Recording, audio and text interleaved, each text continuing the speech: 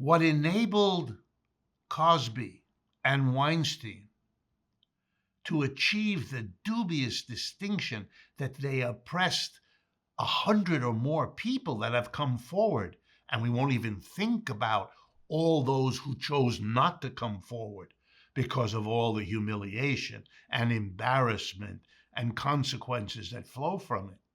What enabled them to literally sexually harass huge numbers of people wasn't their problem, but a structure, a system that allowed their problem to become the devastating problem for so many. What's the bottom line here? It's how we organize something as fundamental as the job, the workplace.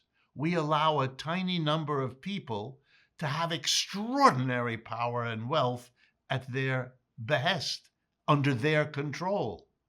Can they use it against their employees? Of course they can. We know that. Can they do it in a sexually humiliating and rapist kind of way? Yes, we know that. And the problem is, if we don't do something about that inequality, we haven't really dealt with that problem. We may have gotten rid of the worst offenders who got caught, but we know that the system, enabling countless other people to do countlessly equivalent acts going on as I speak, hasn't been dealt with. So imagine with me a different organization of the workplace and how it might work. Suppose at the workplace, all basic decisions, including hiring and firing, including promotion, and including the use of the profits that everybody helped to produce. Suppose those decisions were all made democratically by everybody in the workplace having one vote equal to everybody else.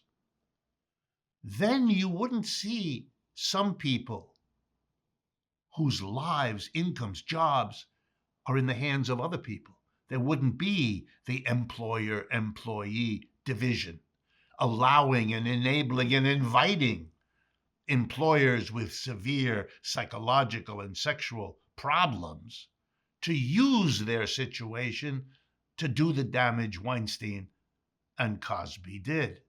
You would have changed the system. Everybody would have to agree who gets hired and fired. Everybody would have to vote on the promotions. And everybody could look at how the profits are being used and could raise the alarm if some of that was going to individuals in non-disclosure agreements, and would it be able to ask questions. Would this solve every aspect of the problem that the Me Too movement raises of sexual harassment? No. It wouldn't solve them all, but it would be a giant step in getting beyond this condition.